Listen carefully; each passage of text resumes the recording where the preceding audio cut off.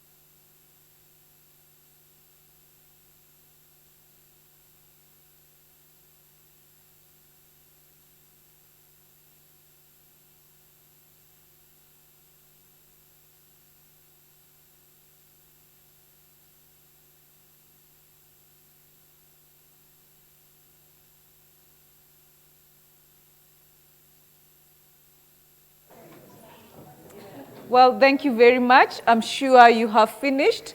If one of you from the group can pick your sticky notes and place them on the blue boards at the either side of the room, that would be very helpful. We will return to those points. Just one person per table so that we don't have a lot of movement. So we will come back to those shortly. So what I'm going to do for the next few minutes, I'm going to brief you on the AAS mentorship scheme because all of you know about it, but perhaps you didn't know about it through the application process. So I'll tell you a little bit about what it is. And I was talking to someone this morning and I was telling them, why do we need to organize a mentorship scheme? And for us is because we do need a formal mentorship scheme to help us ensure that we're actually having the intended impact when we are talking about mentorship. So all of you are mentors in one way or another. I was talking to someone earlier on asking them to become a mentor, and they said, you cannot ask me if I have mentoring experience. I have been mentoring all my life. That's why I'm an excellent scientist. But then how are those mentoring relationships organized? Is there a way we can learn from what has been happening between you and your mentor, between you and your mentee? So our intention with the mentorship scheme at the African Academy of Science is not just to build a generation of mentors who can support scientists on the continent, but it's also to ensure that we are guiding this mentorship scheme so that we can actually say, as a result of mentoring, this is happening to this new generation of scientists, and actually we can account for those successes. And that's why we call it a formal mentorship scheme. But also the third point about intergenerational dialogues is very important because many times we want to talk to people who are senior or maybe who are a little bit more accomplished than we are, and we don't find the right spaces for doing that. We come from a continent where hierarchy is very important. The power structures are very important, need to be respected. And that actually plays out in the science space very differently in that you're very scared to talk to someone because they are senior than you, they are older than you. But how can you encourage an intergenerational dialogue that is actually meaningful and helps you with your science? And I think that's very important for the mentorship scheme. I need to say that we're not saying that all our mentors need to be advanced in age and all our mentees need to be young. I'm just saying when that occurs, mentoring can help actually close that gap. But you're very much appreciating that we have very young mentors who come on board and actually offer very good mentorship. And we're also encouraging peer mentorship. Some of the mentees, some may be in this room, some are not in this room, actually have peer mentors. And so that then combines with the overall vision of the academy, and specifically on the IESA platform where we talk about rising research leaders. If you're saying we want to be a generation of research leaders on the continent, for them to actually thrive and retain them in science, we need to offer them mentorship. So that's really core of the work that we do at the academy. So then the goals are to build this critical mass of mentors and mentees. So we are very grateful of the mentors that we have. But when I look at all of you, you are all mentors because you current mentees will be the mentors for next year and next year but one. We are going to match you with younger researchers. The new grantees that will be coming on board will become your mentees, and that generation will become mentors for another generation. And eventually, if you look at a 10-year span, we'll have built a movement of people who can actually work with others in the science landscape on the continent. So the focus areas are quite broad. It's not just about scientific excellence. All of you are excellent in your science. We don't need to tell you how to do science. You know how to do it. Perhaps what you're seeking is to advance those skills. So you can get support on that. But there are these other things that are so important. Your leadership. How do you lead a research team? How do you support your team to do better? How do you fundraise? How do you communicate your results? But also you as a person, how you interact with people, how you balance work and life, your own emotional intelligence, your own sanity as a person. How do you remain a person and still do science and excel and fit in very different contexts? So those are things we look at. So when you're asking you to be a mentor, when you're asking you to be mentored, we want you to think about this whole range of things and many others we haven't mentioned here, because it's not just about you publishing on Nature. We want you to be more than that. We want you to be a whole person. And so those are the things we hope that you can actually help each other with. So Tom shared this. So this is how the mentorship scheme currently works.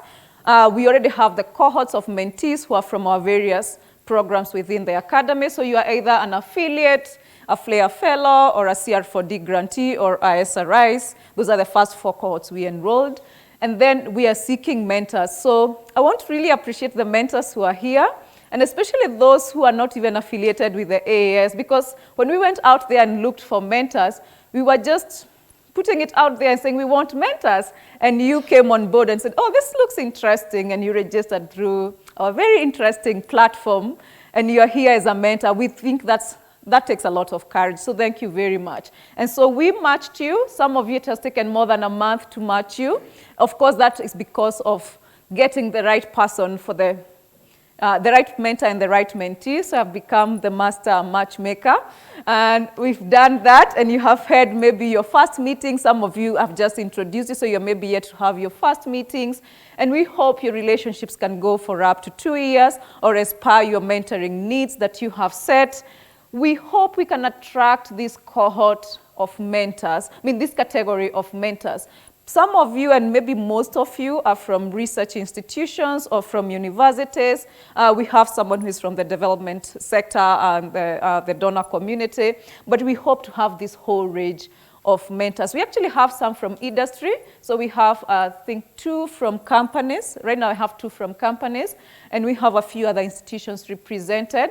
And so, because again, if you remember my slide about the needs, if you're thinking about these needs, then you need to get mentors from this whole range and even more. So I'm very happy to hear your views on where else we should be seeking to get mentors from. But what happens during those 2 years, one is that your relationships are distant. Because of the numbers that we are thinking of, we know face-to-face mentoring is not the option to mentor African scientists. We want you to remain in your institutions, but be able to communicate with someone. Also, we want to leverage on the technology that we have. There are so many ways of connecting with people without meeting them physically. So if we make use of that, we know we can achieve something. But also we know face-to-face has some value into it. When you meet with someone and have that coffee with them, there's a connection that is established. So we look for opportunities to do that. And this masterclass is one way of ensuring that you have a face-to-face. At least once a year, we will try as much as possible. And this will always be alongside other AAS events so that you can be part of the bigger picture of why we are doing mentoring. And then we'll be evaluating and learning from you. So this is also a learning process. So this masterclass is different. Rather than teaching you, we're going to be telling you what are the things that will be happening. We'll be learning a lot from what is happening in your relationships. You will be allowing you to reflect on what is happening and how it should happen. But also we're going to be encouraging peer-to-peer mentoring. So as you're talking to one another on your tables, maybe you're realizing, oh, this mentee could also be someone I benefit from. It's okay for you to start that peer-to-peer mentoring. And so all these things will be happening. So that's how the mentorship scheme is structured. So now let's go back to the sticky notes that you have written. And I want to invite you to maybe go to the board. Maybe you don't have enough boards. What we'll try and do is to see of what you have written down in those boards. Are there points that are mentioned here or are not mentioned? And you can reflect on this, and then you can contribute and tell us, do you agree with these points? And if you don't agree, then we can discuss them, and also to discuss the last point. So I'll encourage you to talk about the points you wrote down for a few minutes. Let's talk about this for maybe 10 minutes. You want to go for it? Yes, Kevin? No, just wasn't sure how you wanted to physically do this, whether you want people to read.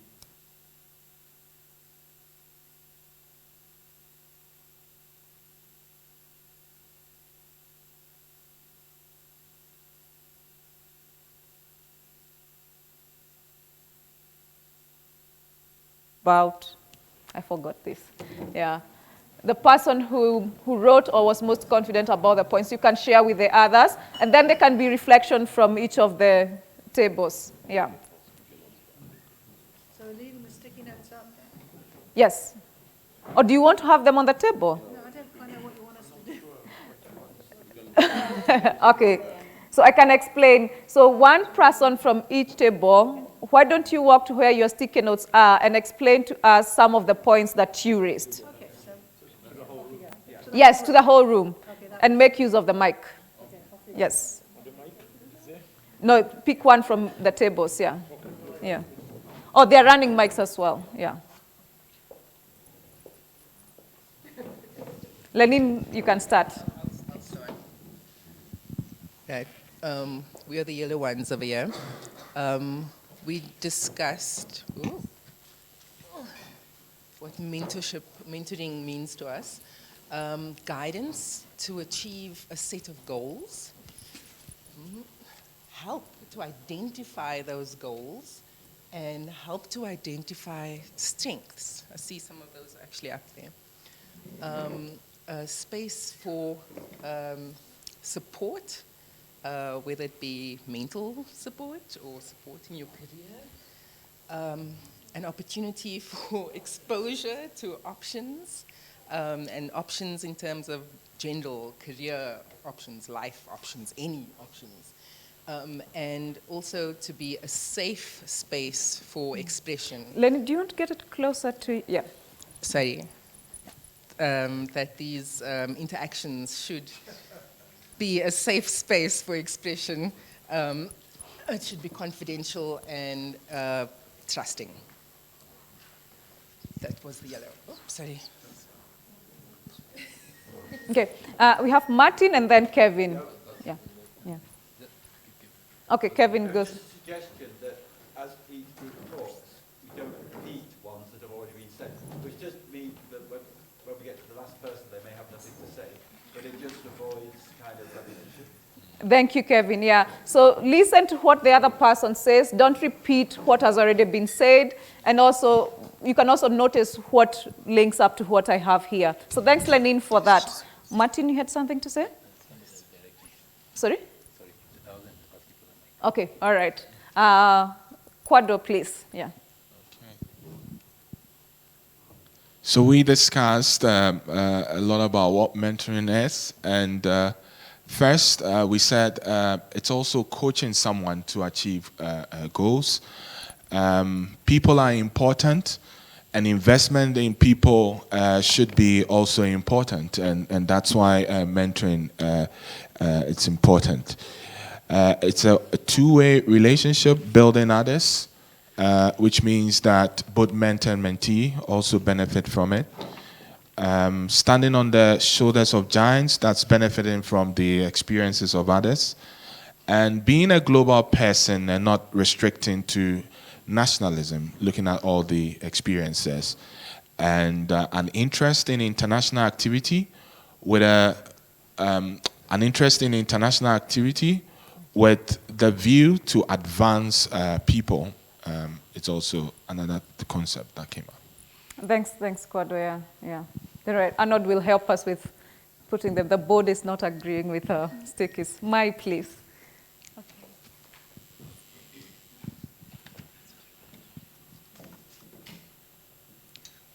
I think we had a lot of common points with the other teams, but still maybe there is one point here, being proactive for you and provide options for the future where you have to move forward. This is a point. Providing networking assistance. This is another point that is different in our team. But the other points we shared with other teams. Thank you. Thanks, Mai. Yeah. Let's listen to Natisha and then Zabib. Yeah. Please use the mic.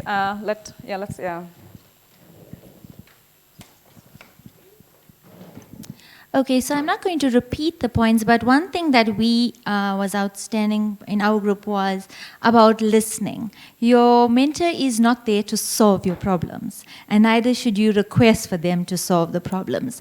Rather, it's a reflective process. You're going to be able to share with your mentor something, and they can decide upon themselves with how much they're going to assist you in that situation. So we see it as a reflective process and an encouraging process, rather than getting somebody to solve all of your problems. Thank you. Okay, in our group, we discussed a lot of points, but it has been mentioned already by the previous groups. But one thing which is different from other groups is that we should also, mentoring should also involve in providing in soft skills, because most of us, we are good in writing publications and supervising students and other things, but we lack soft skills. So that is one of the things which is different from the other group. Thank you. Thanks so much, and thanks so much, everyone. And most of those points also touch on what I have here. Morning, Melissa. Please come to the front here and join the group here in the middle. So what I did here was not to put everything, was just a highlight of what it means to be in a mentoring relationship, and all the points that you have mentioned are very important. I had coaching, safety, I had about listening, and all these things. But I would like to highlight a few of them, and I'd also like to hear feedback from you. The model that we are proposing for mentoring is a developmental mentoring model where the mentee, as Natisha has said, takes the center stage in guiding the mentor on where they need support, and then the mentor walking that journey with them. There's a point I had here. It's about identifying and not providing opportunities for development. And I wonder whether a few people want to say something about whether they agree with that point or not. Should you provide an opportunity to a mentee, or should you just identify for them? Okay, Addison, Zabib, Kevin, and then we'll come to Charles. Yeah.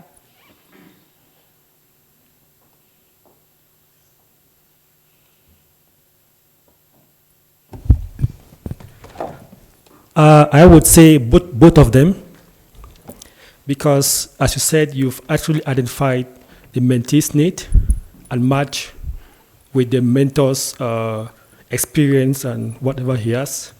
So for example, if a mentor is a manager of an organization and it's a job opportunity and he sees that, his mentee actually fits that opportunity because he has been working with him, for a long time. But it doesn't mean you should just take the job and give it to him. First of all, advertise the job, and then see if the mentee actually competitively, is qualified with other peers who apply for the job. Then secondly, on the other hand, the mentor also has he has working in this field for a very long time. So he should have contacts in other organizations. And then by so doing, he can actually link the mentee to his other peers in case where those other peers can also become tertiary or secondary mentees to his mentee. And in case where there are also job opportunities, they can also keep him in mind in that case. So to me, I find it both of them are actually hand in hand. Okay, thanks, Addison. Zebub and then Kevin, and then Musa. Okay, mine is also similar to Anderson. As a mentee myself, I would say I would prioritize my needs based on the mentor's strengths. Mm-hmm. But of course, it is important to see the mentor's strengths so that I will have to learn a lot based on the mentor's strengths. But I would give priority to my needs. Thank you for that. So you prioritize your needs, and then you choose a mentor also based on their strength. So I may have this need, but the mentor is strong in this other need. So I would be very careful with that. Yeah. So I would say in that case, for example, if I have some needs and if I find different with the mentor's strengths, I would expect. I would initiate to change a mentor based on my needs. Yep. Yeah. Thanks, Zabib. I think we've had that experience, actually. Kevin and then Musa. Well, I guess I may not add that much, actually, because I think we're all agreeing. I think it is both. I think the point about not providing is clearly it isn't the role of mentors to tell people what to do. And so it is a matter of identifying in the broad sense. And it's going to vary very much with the stage of the mentoring relationship and with the person. But I actually do think mentors ought to put a lot of energy into not providing, but helping people follow up. And if necessary, I would say one of the most important roles of mentors is to put a lot of work into networking on behalf of people. And there are critical points in people's careers where you can really make a difference. And it is about the networking issue. And you might say this is a bad thing. It's like the who you know sort of thing. But it is really important. And I think one needs to be prepared to spend a lot of time writing to colleagues and saying, I'd like to introduce you to so-and-so, because I think there could be a great opportunity here. And that takes a lot of time, actually. I'm sure that many of us find this. You spend many hours doing this kind of thing. But I think it's actually really vital. And I don't see it as providing. I don't see it as sort of, you're not sort of babying somebody along, but there are critical points in your career where other people have done it for you, where they've made a connection, and it's the energy that you put into that which makes a difference. If I write to somebody and say, oh, you should meet so-and-so, they're good, well, chances are they're not going to. So if you want it to really happen, you've got to ring that person up and say, look, I really want you to connect with this person. And I think mentors should be prepared to do that. Thanks very much, Kevin. And I left out networking here because I wanted some of the points to come from everyone. I think that's very important. And also the reason why I have matched most of you with mentors outside your country and your institution is so that you widen your scope as well. So we'll have Musa, Charles, and Bala. So Musa, you go first. Use the mic behind you. Yeah. Very quickly, I want to say that I would hesitate to hire my mentee. I think it's a terrible idea. I think that the relationship is such that I'm helping this mentee to find a way to fly on their own. I'm not trying to get them under my wings and form a relationship and a certain interdependence, depending on how the relationship goes.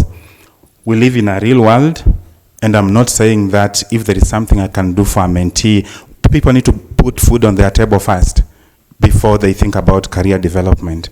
There are certain practical thoughts that as a mentor, if you have a mentee and they are struggling and something is going on in their lives, you have a moral responsibility in a sense to help them navigate that at that time.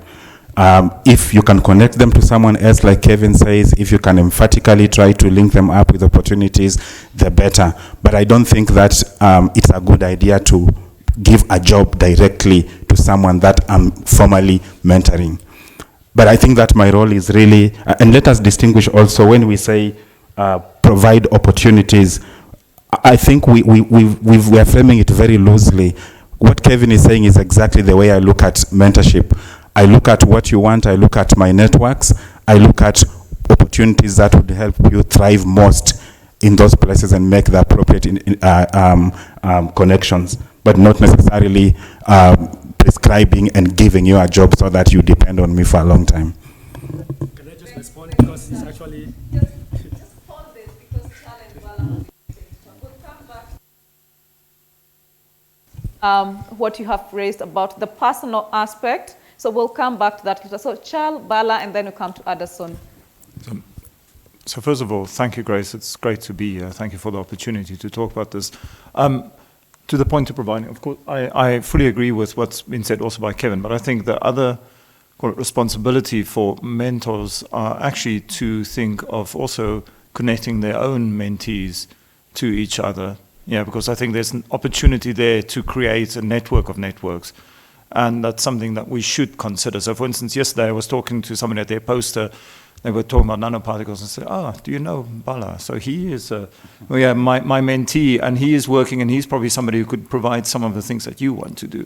So I think that we as mentors have an additional responsibility to also look for those opportunities to provide further opportunities for interaction. Not only me connecting my mentee to a senior person, say, yeah, this is, but I think also looking for the kind of peer-to-peer, or even creating our own networks and say, well, actually, and then providing those kind of mentee interactions. I think that's an additional point which I find exciting, because actually that means that I have no idea what will come my way, but if I see the opportunity, I should grab it. Yeah. Great. Thanks, Charles. Yes, Bala. Okay, thank you. It's come to me that identifying and providing is one word. On a sense then that the mentor is the one that is navigating into the career of the mentees, and the mentee is also going to navigate into the experience of the mentor. That's that way the mentor is providing what the mentee doesn't need. I think that it seemed to me is the same. Okay. Yeah. Thanks, Bala. We'll have Addison, Elena, and then Kwadwo. Yeah, I just want to make some clarifications here.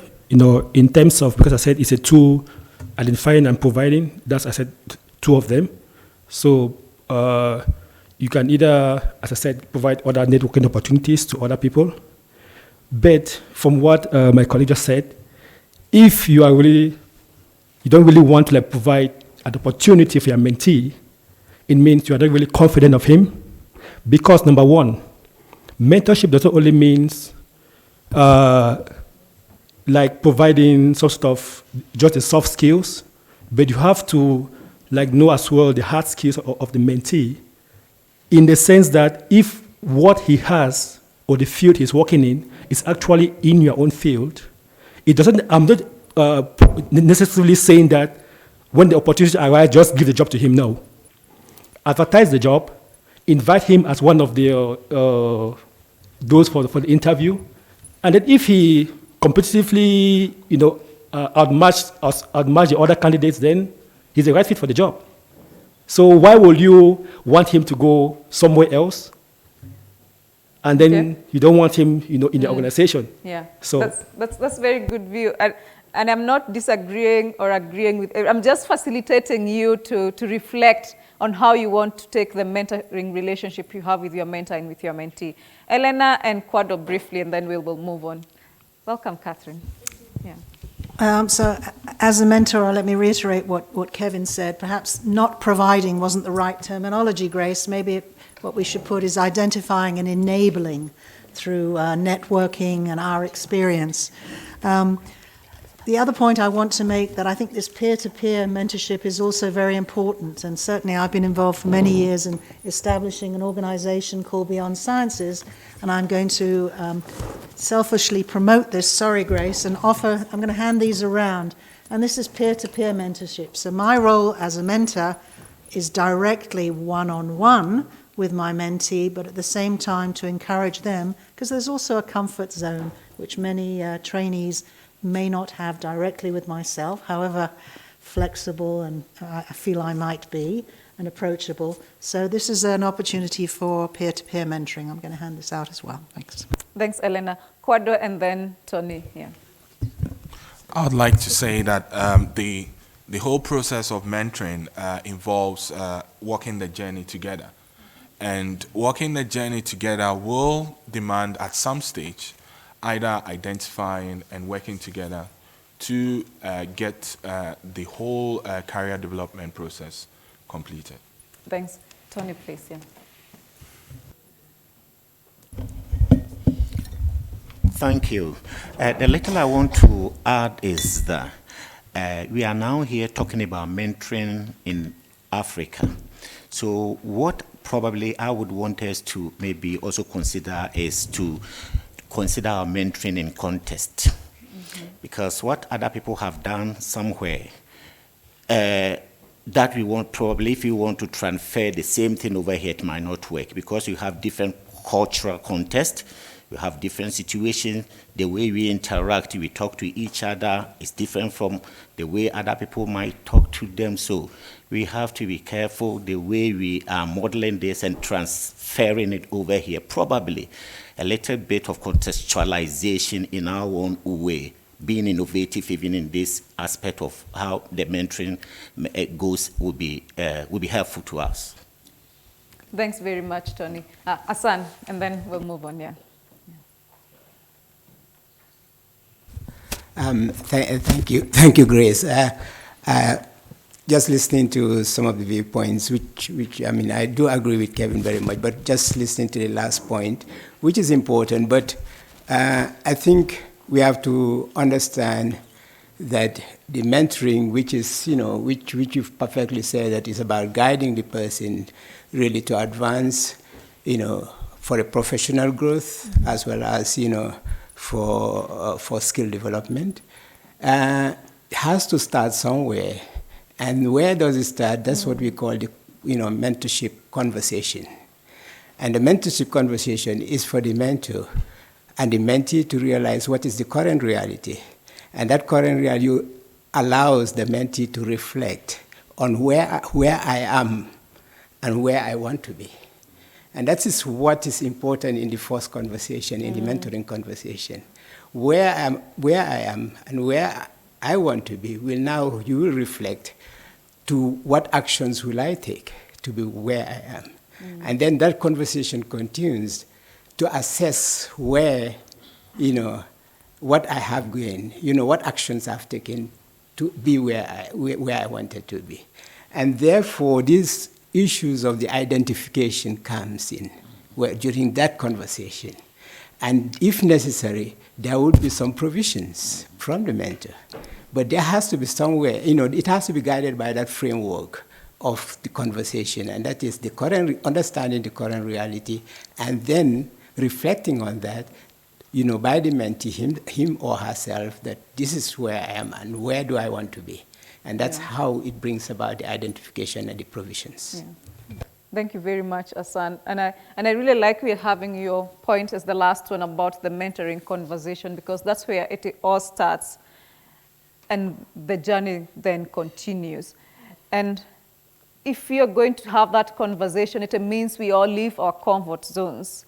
It means we commit to actually get uncomfortable, getting to know someone, sharing your story with all its crookedness with other persons, so that it can inspire that person to think whether they want to take that path or they want to explore another path and how that might look like. And all those things we've been talking about encompassed in that. So let's move on to the next point, which is to mention that we have resources that talk to all these things that you have been talking about. When you signed up, you may have seen these resources, you may have read them. There are 2 videos that actually have been prepared, have sent you in the email. I won't play the videos, they'll take about 6 minutes, 3 minutes each, but there's one for the mentor and one for the mentee. how does success look like for the AAS mentorship scheme? Or what do we think success will look like when you've gone through this mentorship scheme for 2 years, 3 years, 4 years, even for a lifetime? When we say 2 years, we don't mean after 2 years you stop mentoring and you stop being a mentee. We mean we're going to monitor their relationship for 2 years, and after 2 years, we will let you decide whether you continue with the relationship or you end the relationship or you move to another mentor. That's really up to you. But for us, we want to say our formal mentorship scheme is 2 years. We matched A and B for this period of 2 years. They set these goals. By the end of 2 years, they had reached this point in their careers and in their personal life.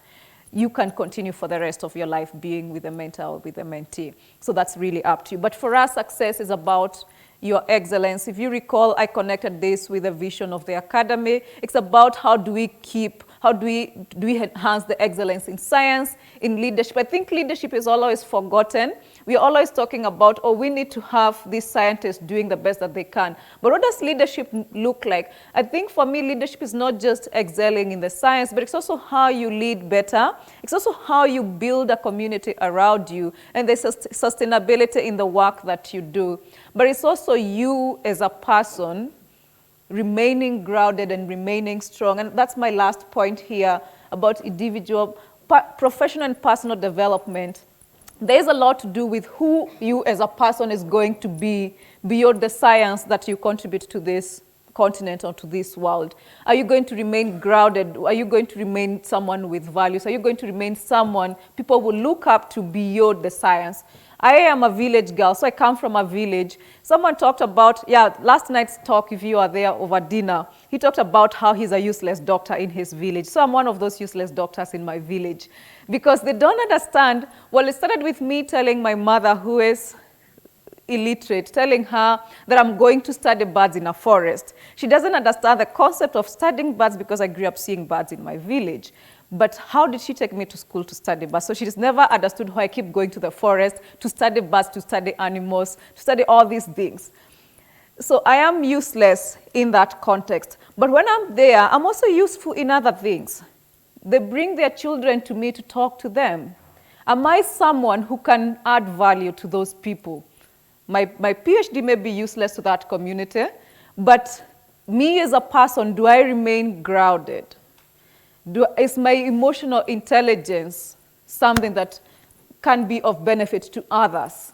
I think those are for me, that's what a leader is. So it's not just saying I have 20 publications in Nature, or I have a major grant from the government or from the EU or from GCRF, but it's also the other impact that is being felt in my everyday life. It's about being a well-rounded person. So it's about how can you as a mentor think about that bigger picture of how you want to be seen in this society, and how can a mentor help you achieve that based on their experience and based on other resources and networks they may be able to pull around you to support you with that. So for me, that's how success looks like.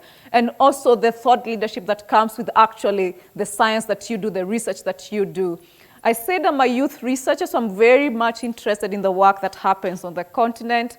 I think Kevin and Tom will know that because they interviewed me for this job. When I saw the job being advertised last year, I was like, this is what I want to do because I understand the bigger picture of the continent. But what is happening more and more is we're going to get younger and younger leaders on this continent.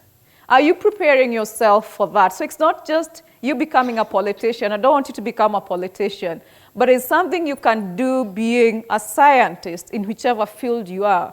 How can you bring that into that space? And I think that's what mentoring means, and I think that's the success we want to see. It's how you're able to influence in the different spaces where you are. And then passing on that to other generations. So now we're going to move into another session of talking, as I mentioned in the email. Just a minute. We're going to be talking a lot. I'm going to be making you become uncomfortable by talking too much. So now you have a choice. I won't make this decision for you. For this session, you can either sit with your mentee, with your mentor, or you can choose to sit with someone else. I know some of you may not have been matched, so you can use maybe your experiences of being in formal mentoring relationships, and I want you to reflect on your ongoing mentoring relationships. Yes, Jesse is here, Kevin. Yeah, Jesse is here, is right behind you. So I want you to reflect on the relationship. So this is difficult because you will be forced to think about, what have I been doing as a mentor? What have I been doing as a mentee? Choose whether you want to sit with your mentors or mentees. I won't make that decision for you. We have about, let's see, let's do this for the next 15 minutes. Discuss your ongoing relationship, and then you will choose what you want to tell us. So I will make you very uncomfortable now for the next 15 minutes. Then before that, Asan wanted to say something. Thanks. Sorry, I just wanted to comment on the self-improvement and the grounding, which is vitally important.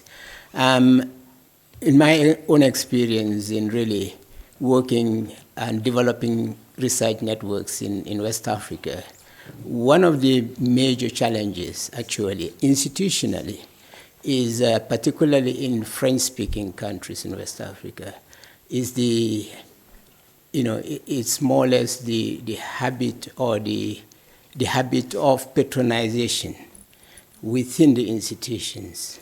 And I've been trying to really institutionalize mentorship, rather, so that mentorship generally can replace, patronization.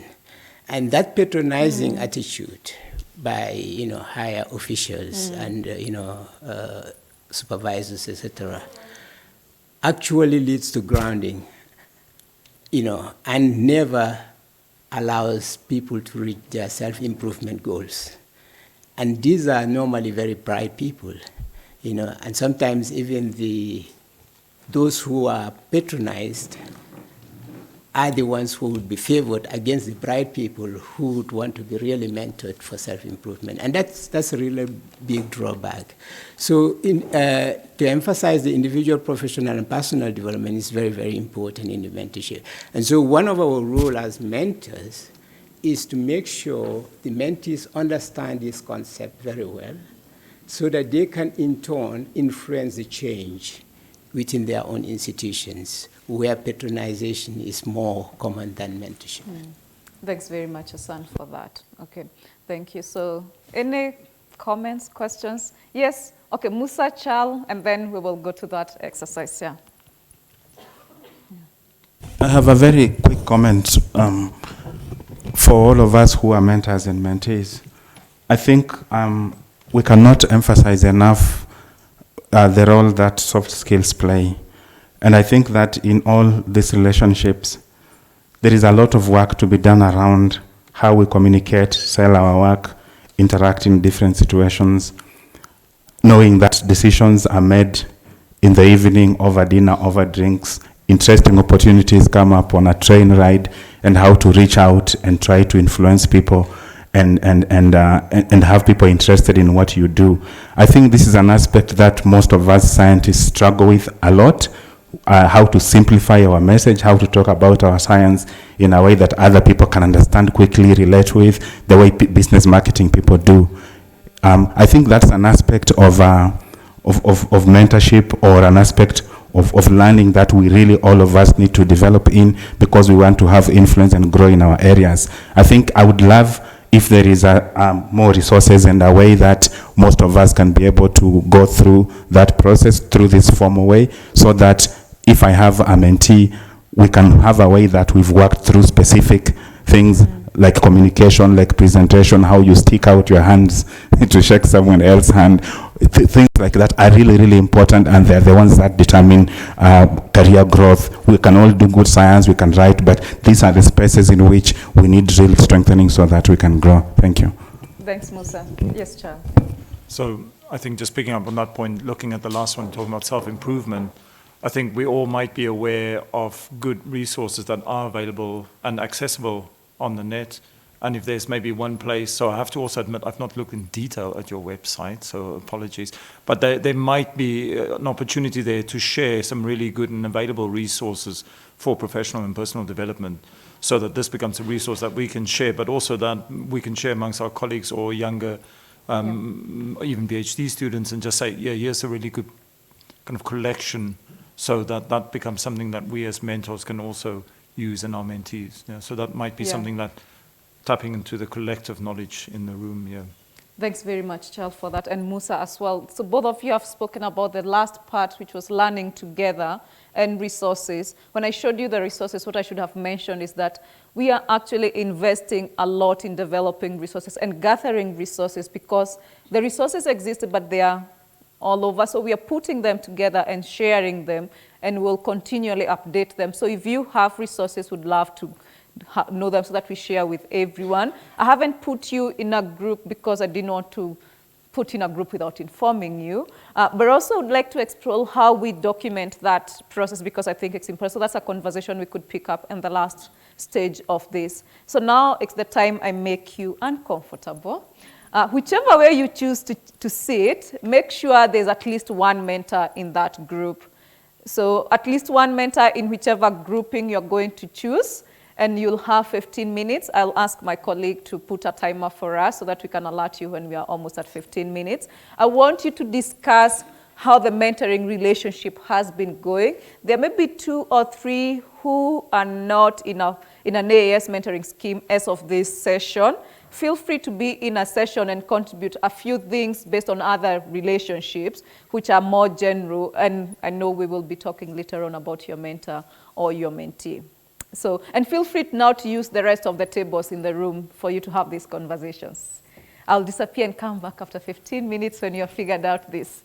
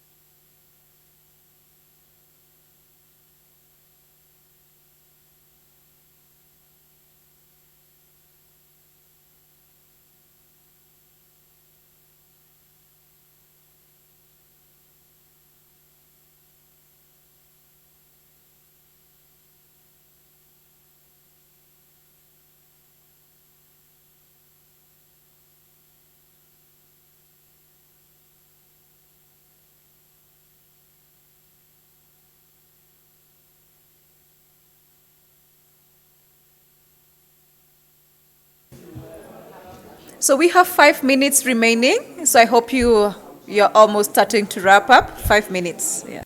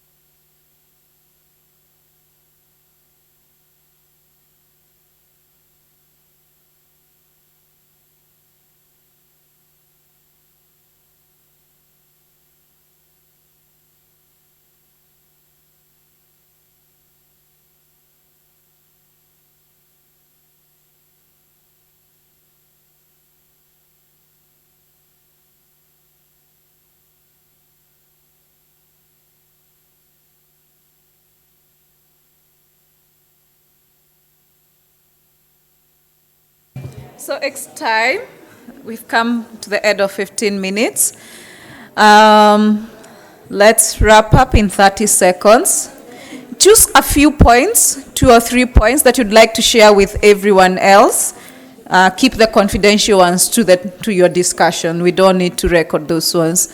So choose 2 or 3 points to share with everyone. I will come around asking the tables to share as you're seated. And I think I'll start from the back. So start with Lenin. Can you hear me? I like speaking. Can I start with a question? How did you pair mentors and mentees? Yeah, I think for me personally, in my mentor-mentee relationship, I lucked out. I've got a fantastic mentor. We get on. I'm not under pressure. We get on very well, and what we raise right now, the most important aspect of our relationship is our ability to communicate openly.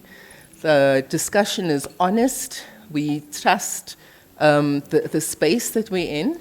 I keep worrying that I'm going to say something offensive because I don't have a filter, and she's perfectly fine with that. So I mean, that's very, very important to me, having this opportunity to meet somebody who's not there to judge you, there to guide you, listen to whatever comes out of your mouth, and I really value that. Shall I say more? Thank you. You want an answer to your question? Yeah. I wish I had an answer. Well, I was looking at your mentoring needs, and I was looking at the mentors' strengths that they have indicated. So some of you will benefit from the fact that I have known you before, so I know who you are as a person. So one of the things I enjoy doing, which is not part of my job description, is actually knowing people beyond your title. I might actually not know your title at Caprisa, but I know who you are as Lenine. So it is difficult. I may not know Samantha, but I can tell from her CV the kind of person she is. So I said, let me try this, and it worked. So let's hear from Lida and Nabila's table, and we'll come this way here. So, hi. I'm mentor in a relationship with Linda. And actually what we discussed was, I identified from what she was trying to explain to me is the difficulties when you are trying to start a new project and to collaborate with other PIs, how to continue having the leadership on projects and not feeling in competition with other PIs. So we exchanged about how to, I think it's a question about trust. Because when you are a new PI, you always doubt about your capacities of leadership.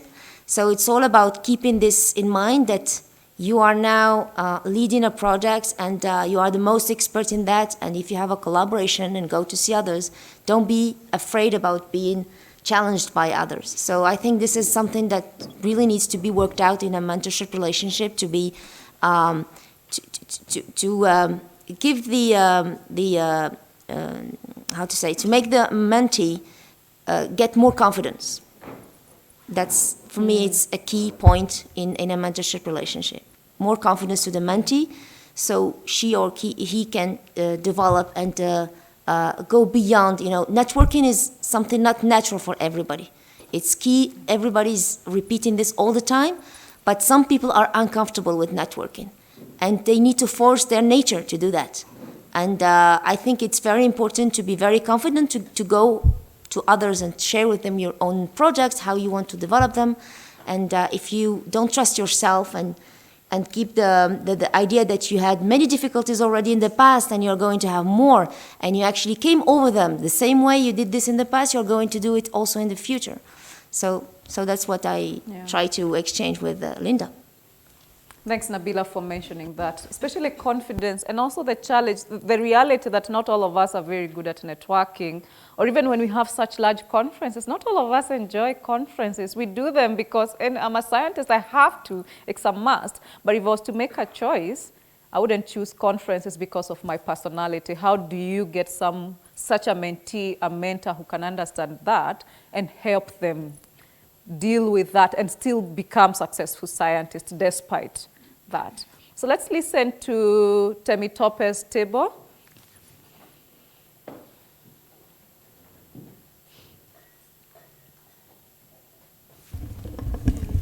Okay. All right, thank you. So we discussed that the mentoring relationship should not be strictly formal all the time. It could be informal, and we might be able to achieve more even when it's informal, and that the mentoring should be individualized and shaped to the career goals and objectives of the mentee. And it's also important that the goals are specific, because as you all know, we have mentoring requirements in different areas. But for the purpose of this formal relationship, we need to be specific about the goals so that we're able to evaluate at the end of the relationship the achievement of those goals or steps towards the achievement of those goals. Okay. Thanks, Temitope. Let's come to George. Yes, and to contextualize. Context. That's very important, Yes, yeah. to contextualize the relationship. Yeah, and just before I within the move to African George's context. table, to mention that, as I explained, we say it's a formal mentoring relationship, but don't take it too serious. And I mentioned that when I said you the mentoring agreement. It's not a legal agreement. It's just between the two of you. If you don't achieve what you write there, I won't make you achieve it, or I won't ask you, you must do it. No, it's something to guide you. The formality is the process through which we do it, and our need to want to monitor and evaluate what we can learn and how we can keep on improving mentoring for scientists on the continent. That's what makes it formal, but how you relate in your relationship, take it the way you want to take it, okay? Let's listen to this table and then we'll come to these other tables. Yes, please. Yeah. So, good morning, everyone. So my group has got a lot of ideas, Grace, and if I had to say all of them, then nobody is going to speak. But nevertheless, I've taken key messages. Since we have listened to soft skills that are very, very important for people to navigate in their career development, we have also seen that exposure is very important. If I've got networks and my mentee is in that same area, I'm applied chemistry myself, Professor Catherine Ngila. So I should be able to say, oh, have you tried 1, 2, 3? Have you tried 1, 2, 3? So I can also give the mentee directions as to what kind of networks that I've had and maybe might benefit. But also there was also very important things like, because right now the early career team is looking to form partnerships, relationships, networks to publish, get funding, and become top speakers, probably. So we have said that, what is the roadmap? Margaret here wants to understand the roadmap. Where do we begin and as we go towards the journey? And then very important now, the last point, is that it has to be a two-way relationship. So our mentor should not always dictate, should be able to allow, and we have heard that before, that the mentee also has got ideas and can listen. But also, apart from professional growth, like we said here, that social issues are going to hold you back in our space, in our relationships, in our families. So let the mentor and mentee explore what are the social issues that are impacting on their challenges for this particular mentee to grow. So these are some of the things that we discussed. Thank you. Yeah. Thanks very much, Catherine. And I think social issues are, we normally shy away from talking about them. And I think I've mentioned several times during this session that they're very important. When I was making the joke that I actually know all of you by face, I realized I hadn't met Yusuf, and he's the only one I had not met by face in all this group. Because social issues, there are some that are personal, there are others that are wider, and I think they're very important, and mentorship should play a huge role, because if you're not ready, you've not dealt with those ones, you can't turn up to write that research grant, you can't turn up to have that interview, you can't turn up to learn that research lab that you have. So those are very important issues, and as mentors, we should find a way of providing that space to talk about them. But also as mentees, you should find also ways, how can I best communicate that I also need support with these other issues? Sometimes there could be even political issues in your own country. For example, when there are cases of scientists being attacked in their own countries or in their own institutions politically, how do you get to talk about this with your mentors and getting the right mentor for this kind of social issues that actually affect your performance as a scientist? So let's listen to Kevin's table, then Nelly's table coming this week. Okay, so they volunteered me because there's 3 guys here. Okay, ours was very interesting, and I want to bring 3 key points. So the first one I had brought up was that I'm currently being challenged in 2 ways. I'm a mentee here, but I'm a mentor to my PhD students. So I've got to look at previously when I was a student and I had a mentor, and I blamed them and said, this person's an idiot because they're not helping me.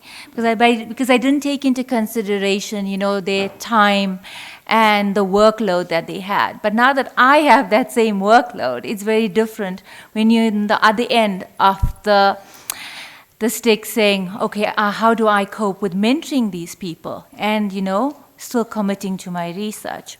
Another important point, and we asked the question to Kevin, was what is the role of, for example, Jessie is sitting here, we have Kevin here, and they are mentor-mentee. And, you talked about being uncomfortable. An important point was about being vulnerable. You've got to learn to be vulnerable with your mentor. And we all agreed that's important because if you keep it formal, and you keep saying to the person, good day, prof, or whatever, and not being comfortable with them, how are you expecting that person to even help you, So it doesn't have to be, I'm your best buddy, but it starts off in the sense that, the person could have a cold, you'll ask about it, and as Kevin says, you build the relationship day by day. It doesn't happen overnight. And then the third thing was, Ezekiel brought up something important, is that his mentoring relation started off where they started collaborating. And that's not a bad thing either, in the sense that it's mentorship in itself, is that he doesn't have to be formally mentored, but looking at how his mentor works with him on a collaboration, he gets to see leadership, he gets to see various other aspects, and that guides him towards his own career. Thanks, Natisha. Let's listen to Nelly Stable and then these other 2 here. Thanks a lot. So I have here with me my 2 mentees and a good gentleman who joined us. And so far our relationship, because I just want to answer that question, we've had email communications and we have had to schedule some Skype calls, but it never happened because of conflicting time zones and life. So coming to that, our first discussion was on balancing life and science. So I was trying to give them my personal life. So I'm once widowed, twice married. So when I was studying, my first husband died when I was doing my master's. And suddenly I was stuck between being a student and being a widow. And I had to transform myself mentally from mourning a dead husband and being a very good student. And it was very difficult. But I had a mentor from Liverpool School who actually, so we had social, cultural differences. I said, I have to go and do the mourning, everything, the rituals that needed to be done. And she said, you have to finish this paper by tomorrow. And I was like, but I have to. So she said, look, Nelly, I know you are in pain, but you have to finish. And at that time, I thought, this is the most terrible person I've ever met. But looking back, I actually say thank you, because that person actually made me stop feeling sorry for myself and looking at something that eventually would become very important to me. And the other thing is then I got remarried 3 years later, and I was doing my PhD, so I had to move country, become a new wife, a new country, and studying. So I had to learn to balance time. So I was just sharing with my colleagues here that there are times when you have to say, you know what, people, give me space. I know I have to do 1, 2, 3. And in my team, I said I come from a large family of 10 children. I'm the first. So people kind of dump stuff at you, but you are the scientist, so you have to make space for that. And you have to make people understand the importance of what you're doing. That's one. The second one is career development, which we discussed here. And we have to find a way to support each other, especially for the ones that need my mentorship in terms of developing their career, publications, networking, training, and also to try and be visible scientists in the context of Africa. Thank you. Thanks, Nelly. Thanks very much for sharing that. I think you've just built on what Natisha said, being vulnerable, and that story is important to many of us in this room. Let's listen to this table. Okay, so what is exciting for us, I think, is that there's a tremendous opportunity because I have 3 mentees, 2 from Kenya, 1 from Egypt, and I'm from Canada. So this is a tremendous opportunity. And we talked about that mentorship wasn't going to be crisis management or me getting involved when there's a grant proposal, a paper to review, a job opportunity. We're going to have scheduled monthly individual Skype meetings and hopefully once every 6 weeks a group meeting. So I think that's something that we're excited about. I mentioned that I will engage happily in talking about work and life, not balance, but juggling, because there's no balance, and share some of my experiences and listen, and hopefully we can work these things through. I also mentioned that as a mentor, that in my particular context, I have an international exposure, not just to academic institutions, but to pharmaceutical and biotech companies, and that brings opportunities and perspectives that hopefully we're all going to benefit from. And that I really look to my mentees that we can work together so they become leaders in their countries, their institutions, and develop a professional network that will last them throughout their careers. So those are the key points. Thanks so much, Elena. Let me know if you need help with organizing the group meetings. I'm happy to hear that. So the last group here, Christina.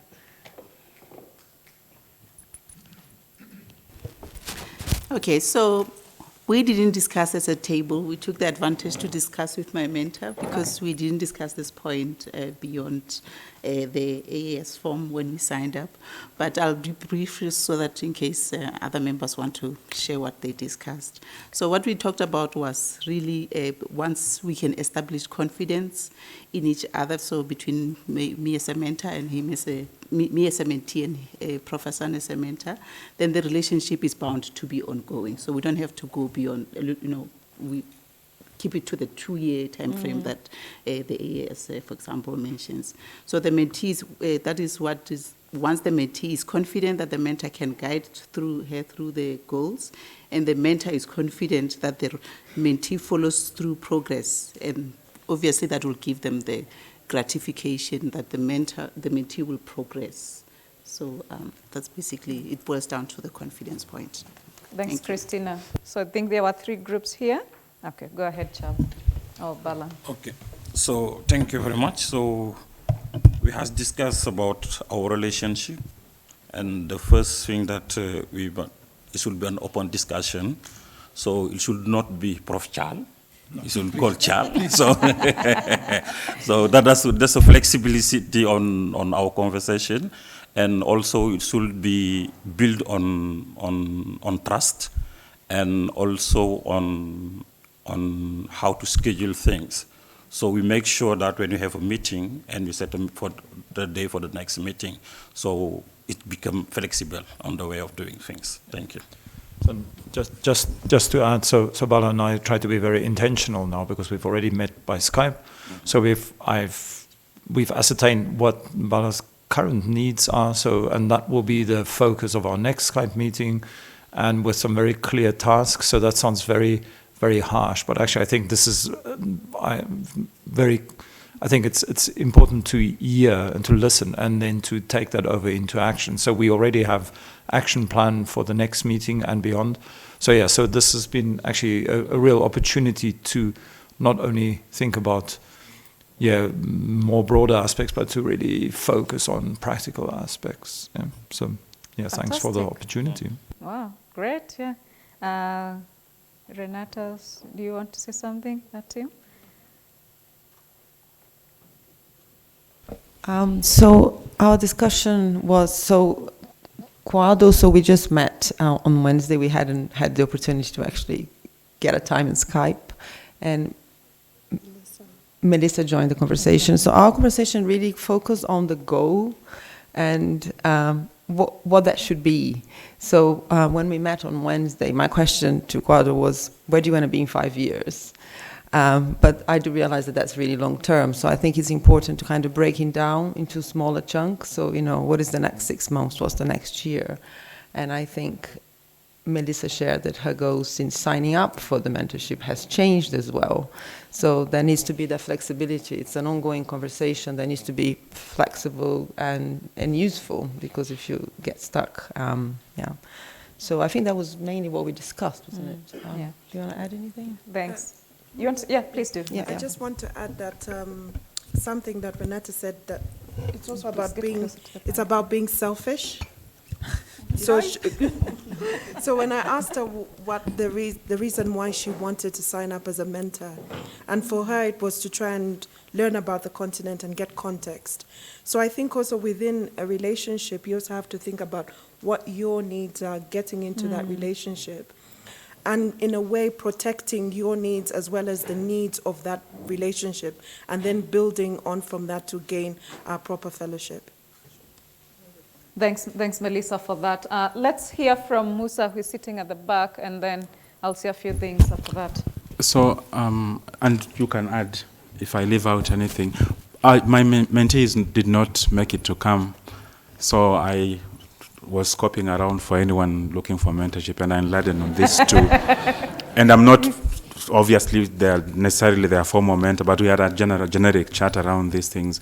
And what came out from Mena, who is with the ministry, as a forensic scientist, her struggles are around identifying a mentor that has time to give her attention, because the people that she looks up to as mentors are the big shots that after a meeting everyone runs after them, and she just has no space to get through. And if she writes to them, they might not respond and things like that. I hope the academy can help her identify someone who is able to work with her around the road she would like to walk. I think that was one thing that came out. The second thing is that we had an interesting discussion around, because someone asked what is a mentor looking for in a mentee? And it just, for me as someone who is thinking about becoming a mentor, it was the question of, has the mentee defined what they really want? In Canada, where I work, you see people go to university and they hop between degrees and they take this year off and they go to the other place searching for what they want to be and do with their lives. We don't have that luxury in Africa. And we have structured this mentorship in a way that we are assuming that all the mentees have figured out what they want to be and they want to go through that path, and we are linking them up with people. So I think that there is space in this mentorship process to help people define themselves better. It might be a little bit painful, and that's what I was saying. It might be painful to mentor a mentee who is still at sea and figuring out really what is their place and what they want to do. The mentor should be able to facilitate that discussion and help that mentee move to a place where, before you develop the plan, maybe it might even just take a year to say, look around, read this, are you interested in this, and things like that. There's a big assumption, I think, in the room that people have chosen the path they want to walk and they're being fitted with mentors, but it's not that straight. I don't know if you guys have anything to add.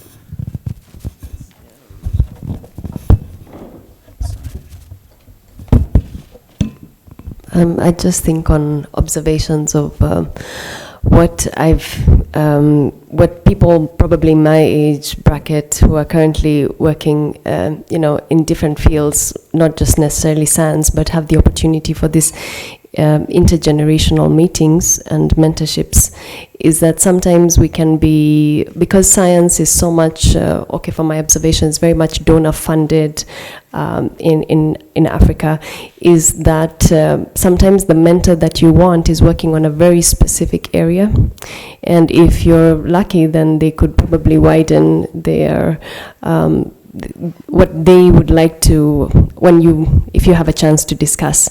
But sometimes I would say what I've realized is also working is sometimes looking at people who, if you go for a corporate meeting and they're still talking about things that are relevant to you. They may not be a science mentor to you just as a scientist, but they're still mentoring you. So, and I think it's important to figure out, you may be a scientist at a certain level, but do you need a mentor who is a diplomat, you know, to kind of help you? Yeah. So I think just also opening our mind.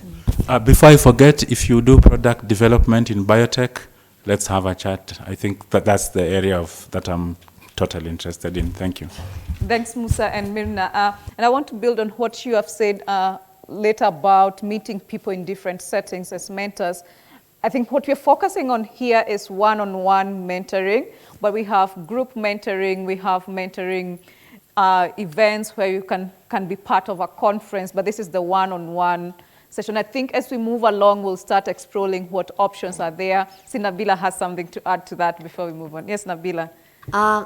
Just something that inspires me from what have been comments is you have to learn to be flexible in your goals. So if you really want to work, for instance, with a specific scientist because there is this specific project that you want to develop, etc., and you see it's complicated, you really have to accept that maybe you have to change your goal and target a more accessible scientist for that. Sometimes the person that you think you're going to learn from is not the one that you identified in the first place. And you know, just targeting the big shots or the big names is not always like the best strategy.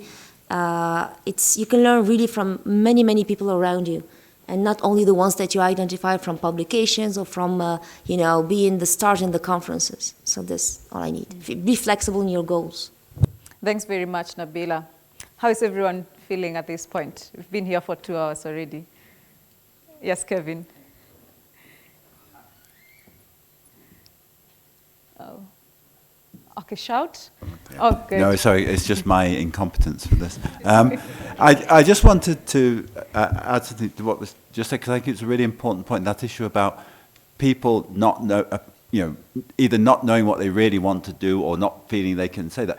It really struck a chord with me, because I would say there are certain things which come up repeatedly over many years with many different people, and that's one that practically everybody I interact with in a mentorship way says that they don't know what they want to do, and they're really worried about it because everyone else seems to know what they want to do. And I think it's really important to say to people, it's fine not to know what you want to do. It's maybe not fine if you reach 65 and you don't know what you want to do.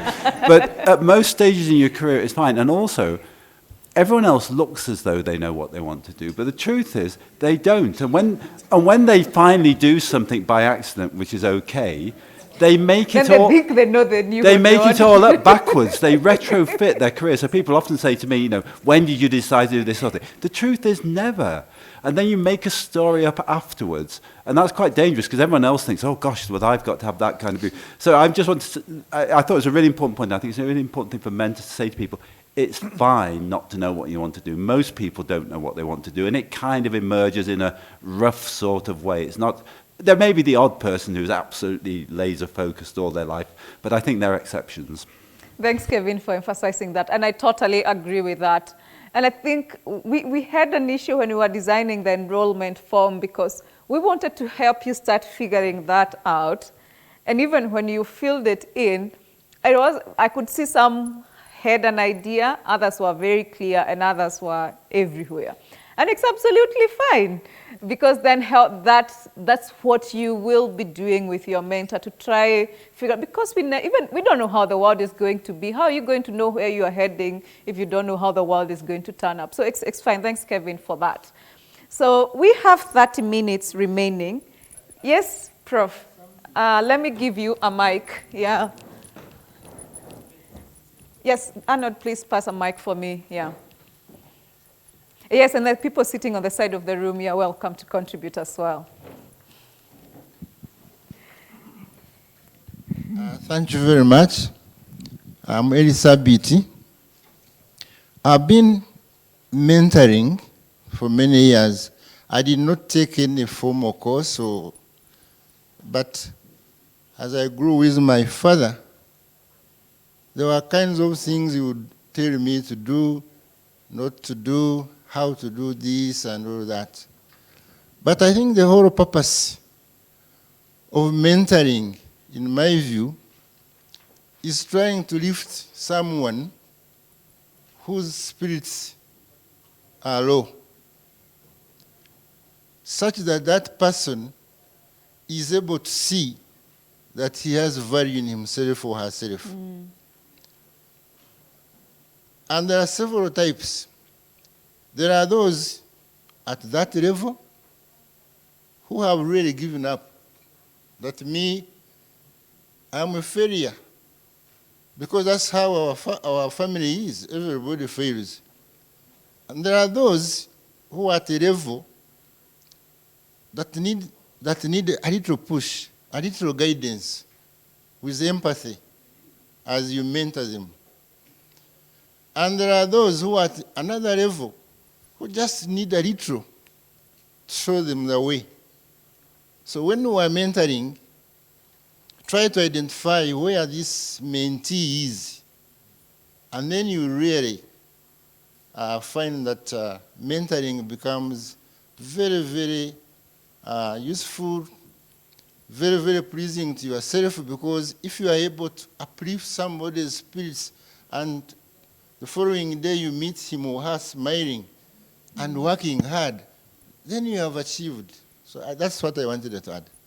Thank you very much, Prof. And you speak to something that is very close to my heart, and it's something I hope we can achieve with this mentorship scheme. I was telling someone during the walk yesterday, it's already difficult being a scientist on the continent, and we want you to excel and we want you to do amazing things. We want you to develop products. We need to lift your spirits for you to actually be able to do that. So I'm trying to remember where I was. Allow me to stop you, Elena, because we have 28 minutes remaining. I have skipped a few slides because I would want us to finish on time so that we don't run over. I have a last exercise for you, which is listening. So we've been talking, but now we're going to listen to one another. What I'm doing is, I don't want to go deep into what you're raising because I want you to reflect on those things at a personal level. As I said when we were starting, I'm not here to teach you anything. You know everything that you need to know. I'm just here to facilitate you to really think about the mentoring relationship that you are part of. So this exercise, you'll sit in pairs. So you can do that as you're sitting, but you can also create that space where you'll be able to listen to the other person next to you. I hope we are going to be an even number. So sit in pairs. You're going to listen to the other person for 3 minutes. So decide between the two of you who will speak and who will listen. Okay? So when you are speaking, you just speak. Okay? And when you're listening, you just listen, you don't interrupt, and don't take notes. So sit in pairs, face each other. Another way of making you uncomfortable, you have to face someone. So try and see how you create that space where you can face someone and have a conversation for 3 minutes. So prepare yourself because I will have to time this. Yes. Is there anyone without someone? So Kevin and Margaret, yes, create a space. Anyone without someone to speak to, you should be in pairs. You are an odd number, so we need one person here. Beira, are you looking for someone? Okay, you found someone. Anyone? Are you okay on this? Oh, you're good. Yeah, you're good. Yeah.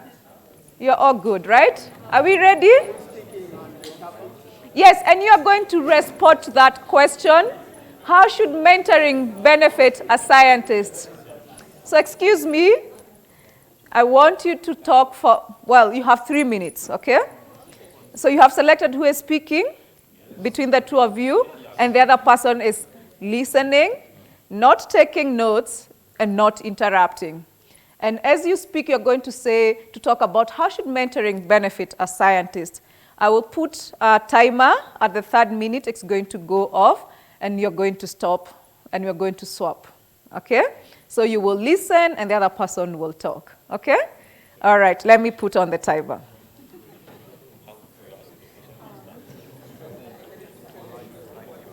Okay, 1. We haven't started yet. Don't try have 3 minutes and 20 seconds. So we are starting now. 1, 2, go.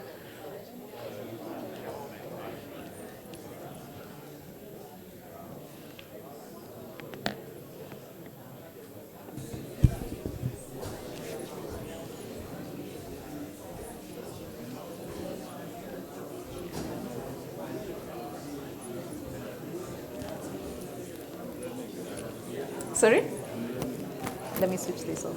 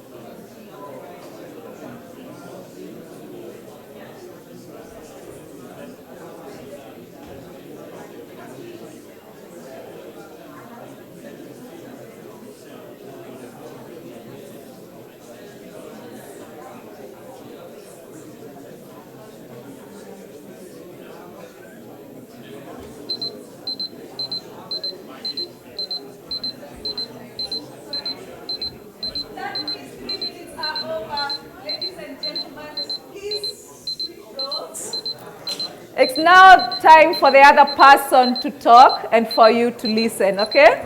Let me set it up again. Okay? I hope you have actually kept to what you are supposed to do. You did not interrupt, you listened, and you did not take notes. So the person who was listening, it's now your time to talk. Allow me to set the timer. 1, 2, go.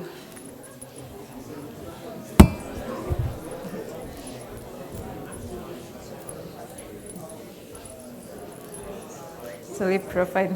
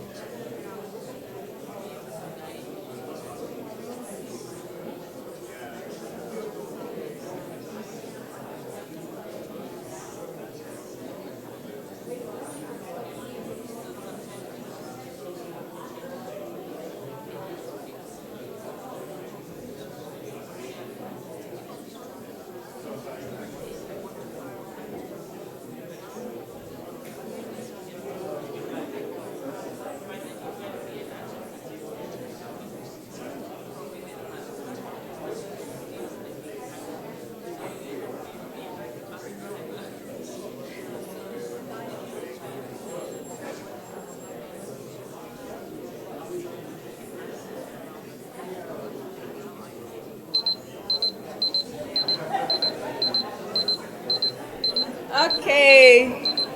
Time is up. You can clap for yourself.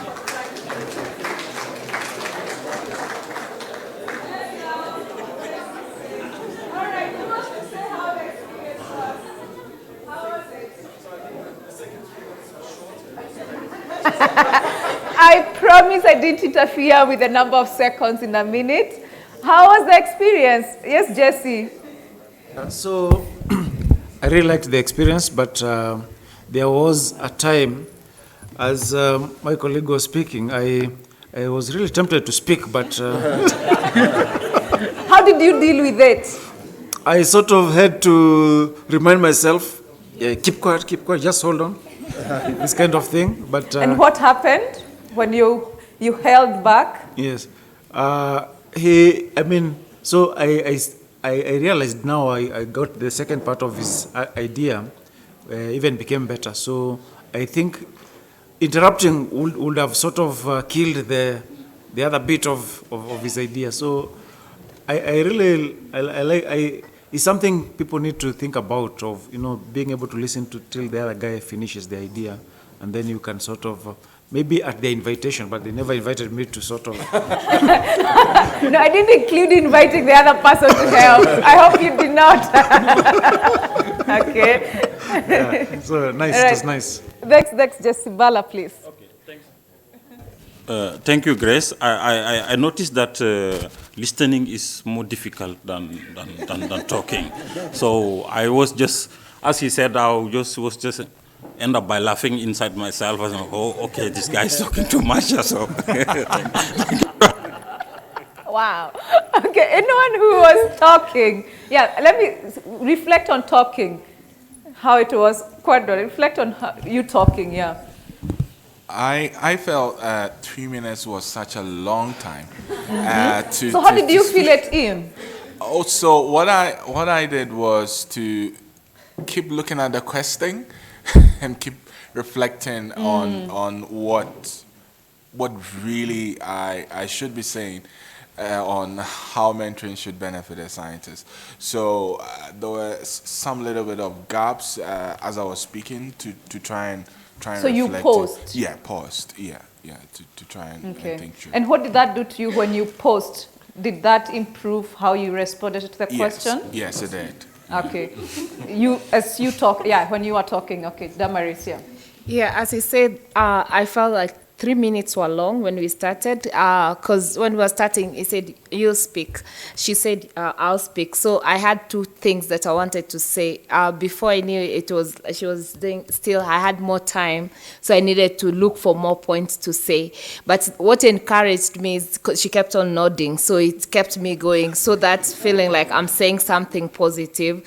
So that, it means that we were connecting in a way, because I was saying a point and she's nodding and kept on saying it's like agreeing to what I'm saying. Yeah. Thank you. The connection, the nodding, the affirmation that you are saying something. Okay. Someone else, either listening or talking. Yes, Mojisola. Okay. For me, it's been vulnerable. Like really speaking from the heart, not just because trying to say what the other person said, but really then it helped me to really reflect. While I was talking, I was reflecting on myself, that is this really what I want? And so it was really being vulnerable. And for me, after this, I would have to sit down and actually think that, is this really what I want, or is it just I'm saying it? Am I just saying that? But really it was straight from my heart. So in a way you are asking the question, responding to the question, and talking to yourself, or at the same time? Yeah, thinking about what I'm saying, and is this really what I want to be? Okay. Yes, Charles, yeah. So I think so about the speaking part. So I realized that I've never had a formal mentor. And so actually, but immediately 3 or 4 names of people who've been instrumental in my scientific career came to mind. And it was great to actually reflect while speaking on the input and the generosity of those people and the time that they gave. So actually I found that really helpful, because I immediately knew who I should be mentioning when I spoke and how I benefited from that. So, and actually that was really beneficial for myself to remember and to realize who those people were, although they were never any formal mentors. Yeah. Wow, fantastic. Yes, Tony. What I learned from this small exercise was that sometimes mentoring activity or the relationship might not be planned. Because for this exercise, we didn't have planned anything to discuss, just we are talking. So you should be prepared that at a point, you should have an unexpected discussions with your mentor-mentee. And when he comes, for example, I also learned that this way we were given only 3 minutes. And I was listening to the person. But if it had been more than that, will I have that kind of patience to listen? Because we are all busy doing other things. And if mentoring is coming, probably to him or her, it is very important and he wants you to listen. And then, but after some time, you see, you are getting tired. So this one didn't stretch us to that level, but I learned a lot sitting down. And this is why I'm quick. Normally, when somebody starts something, before the person finishes, I've already started saying something. So I'm learning to think that I have to be patient and listen to the person. But how am I going to deal in case it's going so far? What brings to bear in that instance? So I've learned a lot that it can take long, but we have to be patient and listen. And then what the person is saying might not be interesting to you, but you have to still have the patience to listen, especially unplanned discussions or communication. Thanks, Thank Tony. you. Yes, Esther and then Martin. Yeah. So I think for me, one of the main things is while listening. Please get closer to the mic. Yeah, thanks. Yeah. So while listening, the key thing I always struggle with, and I was trying to keep in mind that way in a listening exercise, is not to think what I'm going to answer while someone else is talking. So just try and block and just listen to the points and think about what you'll be answering after they've finished talking, so that you can actually give time to even later on think about what they've said. Another point is, I just discovered in the 3 minutes, I'm usually someone who, when I'm answering something or when I'm talking about something, it doesn't take me, I want to say something very quickly, 30 seconds, 1 minute, no more. So it was a struggle for me to say. So did you stop when you had no words to say? Yeah, I did. And you waited for the 3 minutes to end? No, so you just stopped and then you started having a conversation. Exactly. Okay. Yeah. Okay. Thanks. What if you had stopped talking and both of you had remained silent for the 3 minutes? Because you were not supposed to, you were only supposed to listen for 3 minutes. So Musa should have listened to the silence for the 3 minutes. Assuming that happened. Actually, to be honest, she said something very important, and him too. I'm the type who cuts people, And, so you did. Yeah. So what I've realized, even as she gave this response, was don't be in a hurry. There is no, if you've blocked 20, 25 minutes to talk and listen to each other. And I would have actually, when you say I maybe listen for the last 1 minute, it's useful. And so don't just, so that people are always rushing to respond and to, say things and, but if she would have kept quiet, I look at myself now and think about my turn to speak, I would have done a better job if we would have taken that 1 minute thinking and we have agreed that let's take a minute to think about this. I think that would have been much better. Yeah, we didn't take time to think about that. Let's listen to Martin, Hassan, and then I will, and Sam, and then, yeah. Thank you. I think the listening is quite difficult not to talk sometimes, to interject, but it allows you to avoid prejudice, assuming that you know exactly what the other person needs. But when that person talks, you can now start seeing what they want and where they're coming from. It helps you to understand the other person better. But again, the other thing is, just listening alone and somebody not talking, it's hard. A conversation has to be 2 ways. So you learn 2 things. It's good to listen, but also you have to, at some point, talk in order to sustain that conversation. Thanks, Martin. Let's listen to Hassan, then Sam, then we will move on. Yeah.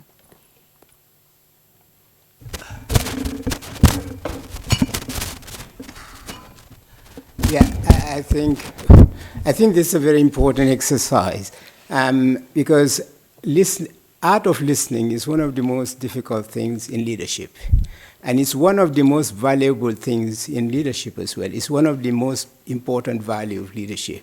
But I'm sure most of you, most of the experienced mentors here will realize that when most of the time they talk to their mentees, they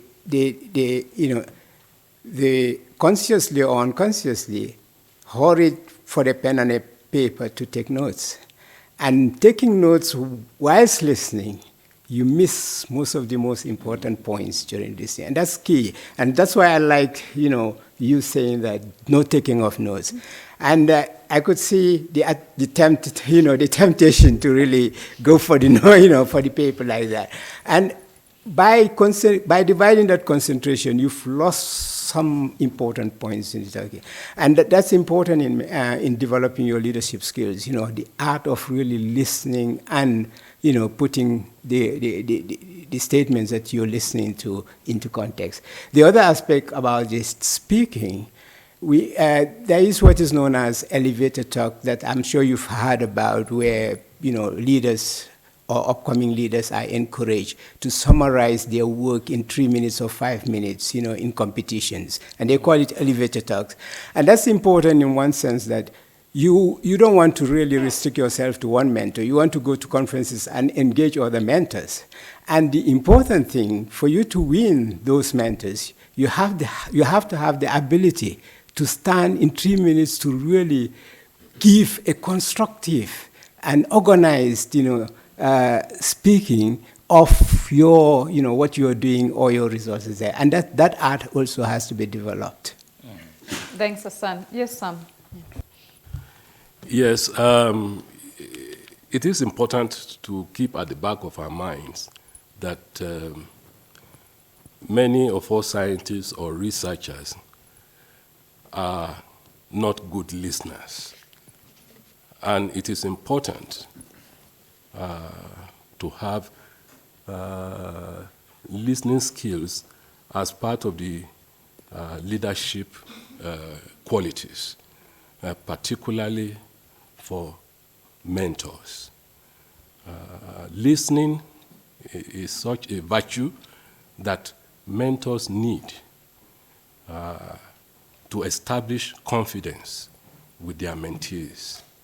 It avails them the opportunity to learn more from the mentees about their goals, about their potentials, and even more importantly, how to navigate through the process of mentorship. So it is a very important aspect of mentorship, just to listen and find out more about the speaker's own opinions, which may be very critical in determining how to navigate the opportunities and challenges in mentoring. Thank you. Thanks, Tom. Allow me to say a few things so that we can move on. I'm very conscious of time. You'll allow me to take about 10 minutes of your coffee break. And thanks very much for all these views. The listening exercise is one of the most important ones when you are a mentor or a mentee, because we need to listen so that we know where we need to intervene. Not interrupting was very important. If you notice the things that I highlighted there, you needed to create a space and face each other. What does it mean to create a space? I need to feel, if I'm talking to Damaris, I need to feel that space is good enough for me to talk to Damaris. When Damaris looks at you, and you talked about the nodding, it spoke to you and it kept you going. And so just listening to someone and looking at someone, you've already done something. And sometimes we forget why that is important. I looked at Temitope at the back there, and I could see she was deep in that listening. And that was communicating something to the person whom she was listening to. So these things are very important. Then how do you ensure that you're doing that in your relationships? And especially because you're going to be doing this virtually, is it possible for you to ensure that happens? I would encourage you as much as possible, when you find yourself talking too much, pause and reflect. Have I allowed the other person to listen, to talk, and have I allowed myself to listen and to listen carefully to what this person is saying. When I suggested to Esther and Musa about actually just pausing and listening to that silence, it is very important as well. The silence also is communicating something. It is also okay for you to listen to that silence and to know then when to intervene. So I thought this exercise was going to be important. I skipped a whole section. I wanted us to talk about top tips for mentors and mentees because I know you know all those and you can read about them. But I thought having this exercise is very important. So allow me to not go through this and also not go through how to ask insightful questions. But it's about how do I pose a question to you so that the response you generate actually can solve a problem. That's very important. And that was another exercise, but unfortunately we are going to skip that. And as well, we're going to skip goal setting. But we did talk about goal setting as we were talking earlier on, thinking about where we want to go. Well, let's start with, sometimes we don't know where we want to go. And we have a discussion about that. But also for the period we're going to be together, the goal could be to figure out where we want to go. So that could also be a goal that you set up. So we will skip this, but I will recommend these resources. They are part of the resources that we have put on the package. It's on our website. You can access them. If you email me, I can also send you the links or the PDF documents. But it's about where you want to go, where you currently are, how you're going to get there, and the kind of actions you need to be taking and the competencies you need to do that. So I can share this with you as well. But I want to emphasize this about the role of the mentee. If you remember one of my slides back, I mentioned that this is a developmental mentoring model where the mentee is on the driving seat, there's no hierarchy, there's mutual learning.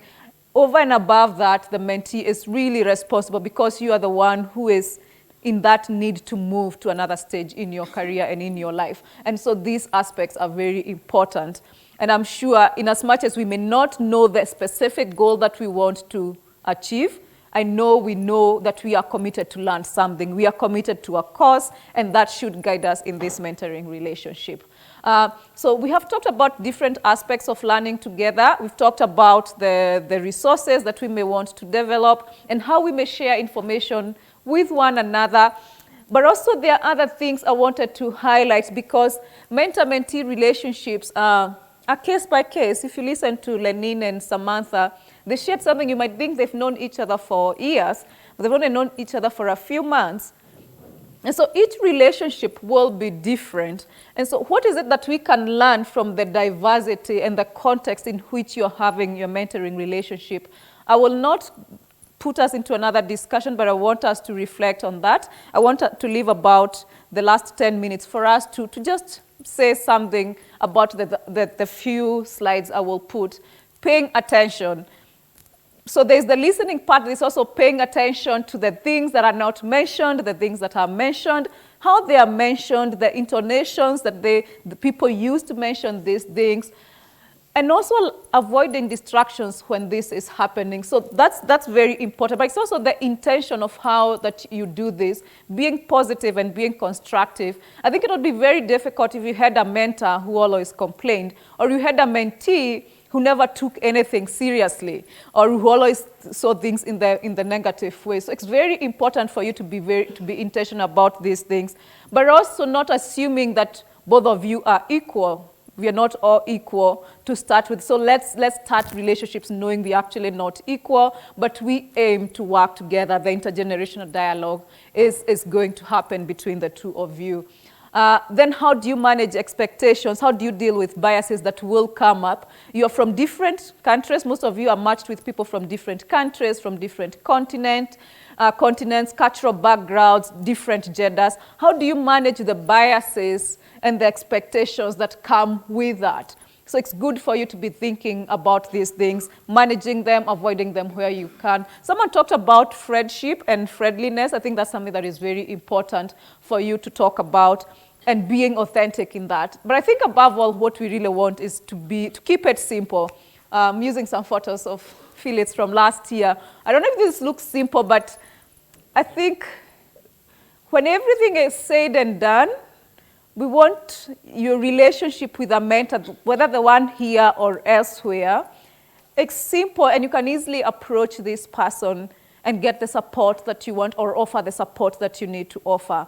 For me, that's how I would summarize mentorship. So I want to open up now for any feedback from you. Maybe I'll start with the people sitting on the side of the room, and then I will come to you. And once I've had a few feedback, we can go for coffee break at 11:10, because we're supposed to be back at 11:30. So, Nelson, yes. Evans, can I have a mic? Yes, Arnold, yeah.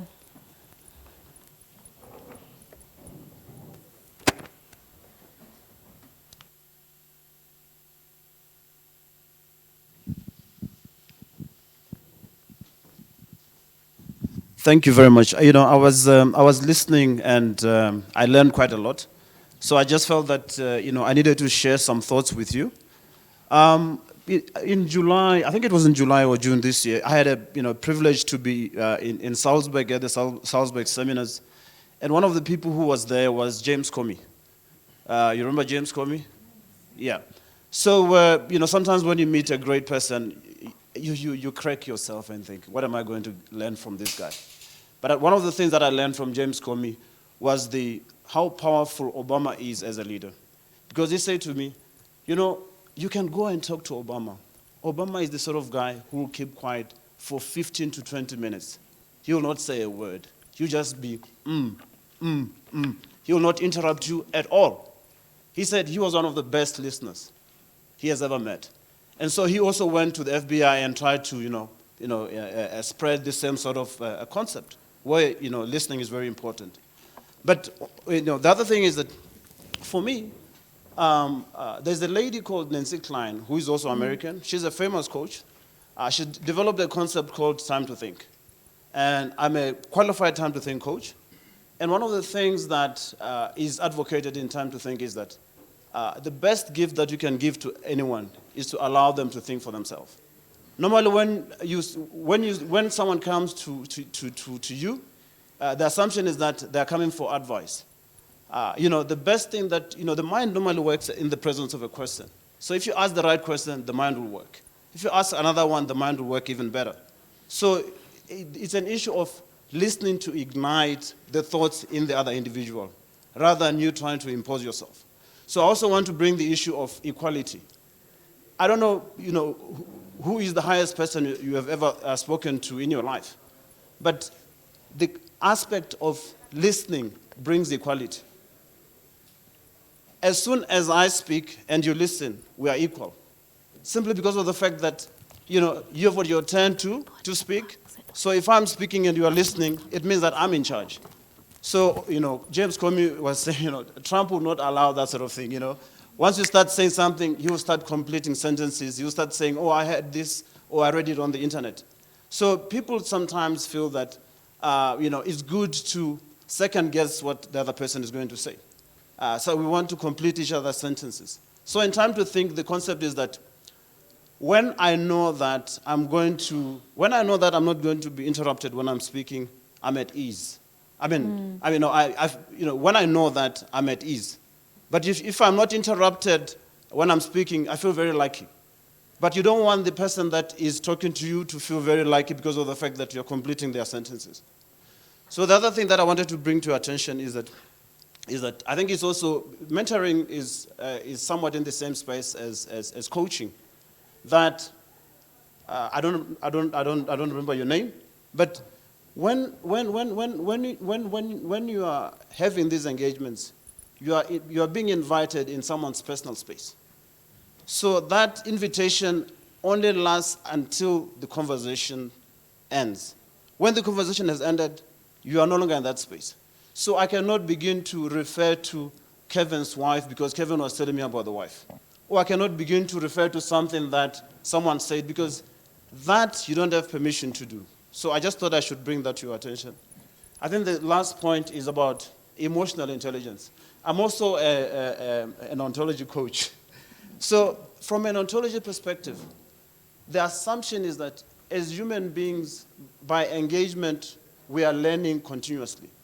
So, the points that I've been raising, it means that they've elevated you a few steps from where you were before. So generally, we don't want to talk about emotional intelligence because that sounds like you have reached a point where you can actually not learn anymore. So we normally refer to that as emotional learning. You want to open up for learning simply because it's a continuous process. As you talk to your mentee, mentor, you are feeding on each other, and therefore, your emotional space is growing. So it's emotional learning. Thank you. Thanks very much, Nelson, and I appreciate that feedback. Tom? Yeah.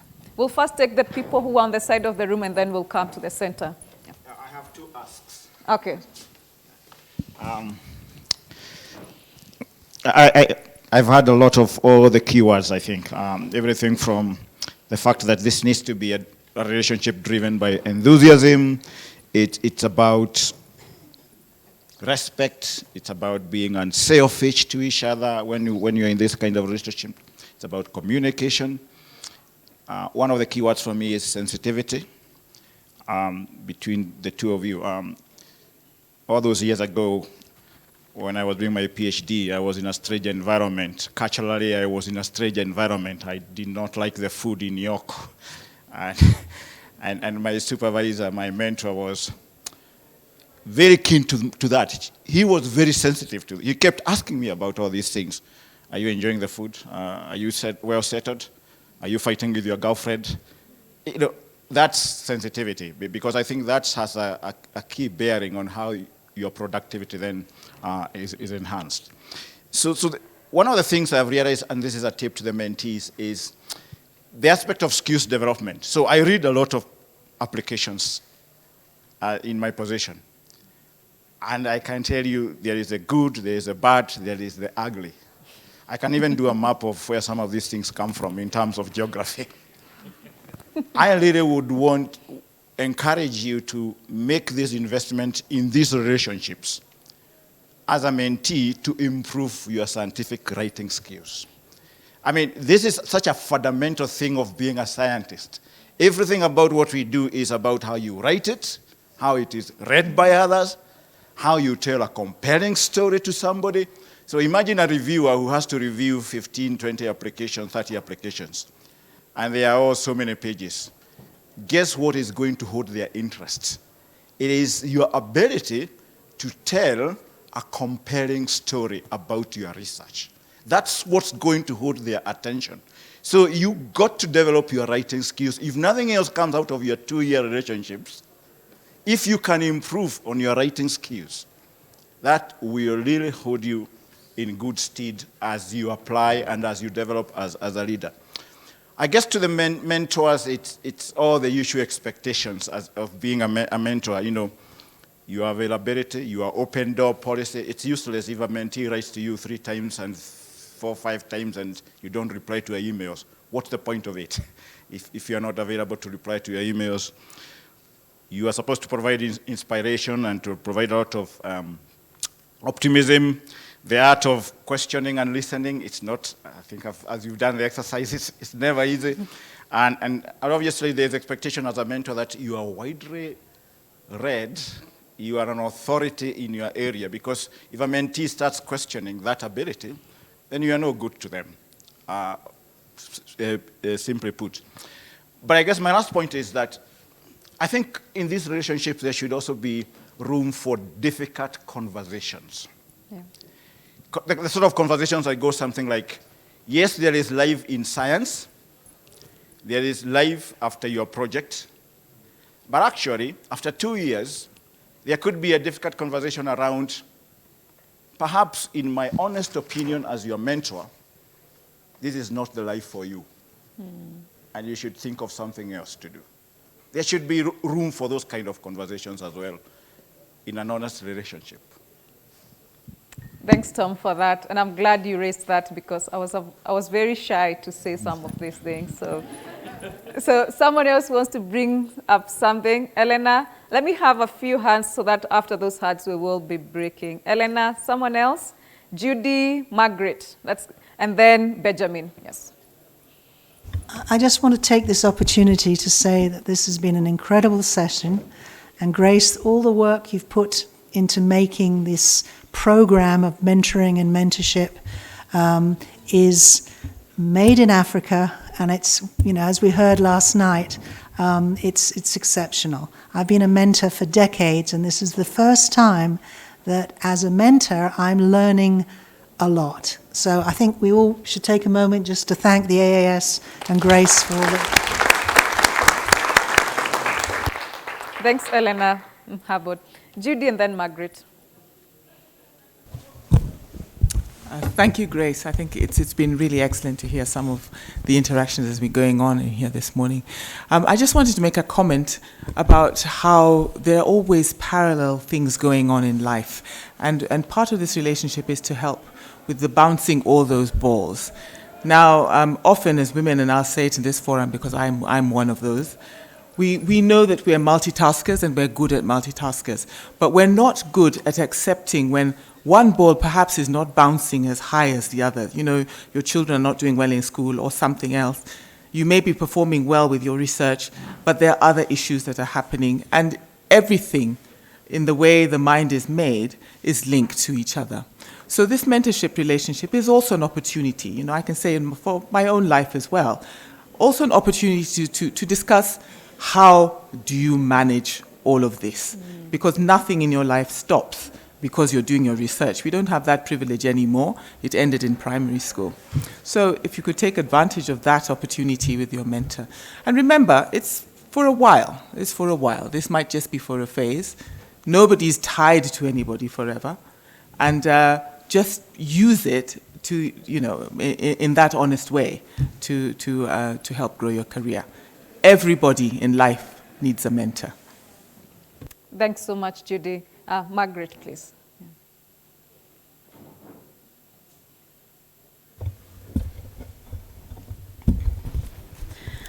Okay, I wanted to actually say this when we were having the listening conversation, but I think it's still applicable.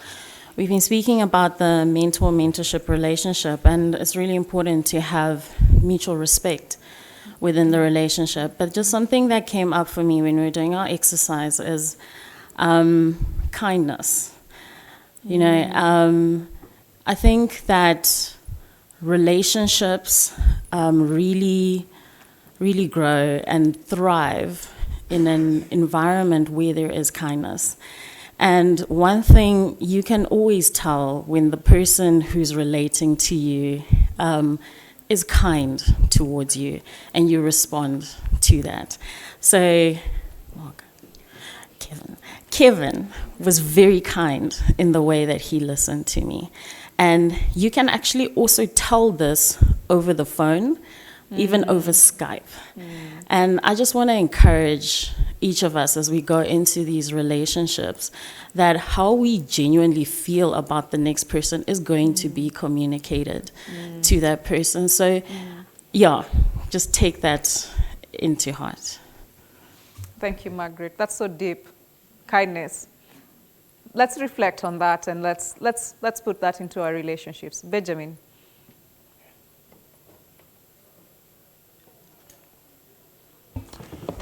Okay, I wanted to comment to say that in terms of listening, maybe as a mentee, it's important also to make it easy for the listener because like talking 3 minutes is a long time. So it's when you're going to explain yourself, it's good to at least be prepared to know what you're going to say rather than just emptying yourself from all directions and giving a difficult time to the listener to figure out exactly what you are trying to say to them. And also to have the skill of being able to listen to yourself, because it's easier for somebody to listen to you if you are able to listen to what you're saying. So I wanted to make that comment. But also there's a difference between listening and keeping quiet when someone is speaking. So there's need for engagement as you are listening. Otherwise your mind will start wandering, thinking about other things. And that can easily be picked up by the listener in the process. Thank you. Thanks, Benjamin, for mentioning that. Damaris, one last one. Yeah. Yeah, I think another thing that I feel that is very crucial, especially on the relationship of the mentee and the mentor, is understanding everyone is temperamentals. As a mentor, I believe it might be a very hard task to, maybe you have one who's not very open, it takes time for them, an introvert, let's say. So a mentor either needs to understand this person have to work a little bit more to get them to speak, or the mentee has to purpose to speak out. So I think temperamental also can contribute in how we relate. Yeah. Thanks very much, Damaris, and thanks everyone for all the contributions. Please allow me to end here because I've already taken 15 minutes of your coffee break, and I have, I'm being reminded to make some announcements. But just to conclude this, I've just tried to run something that we ran in London with the Flair Fellows, I think for half a day. So I've tried to cut it to fit within these 2.5 hours. I hope it has been helpful to you. It's sort of to get you going.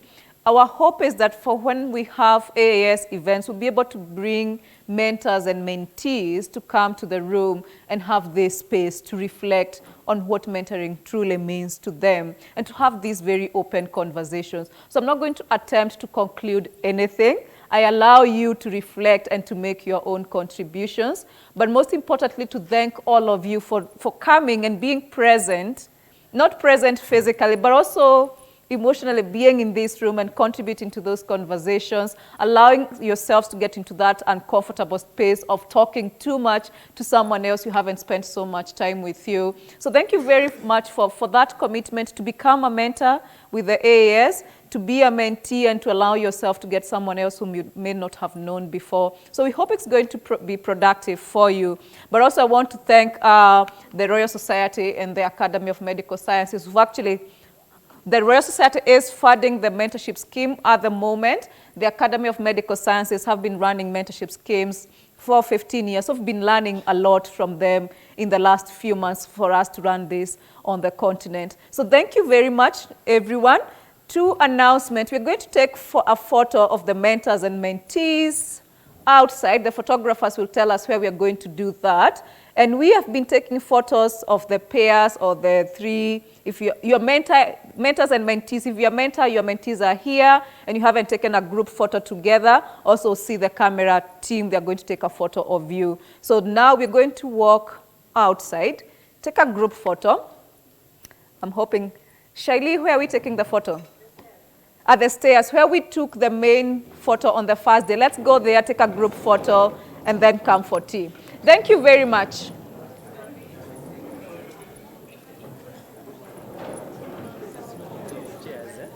No, there are few, yeah.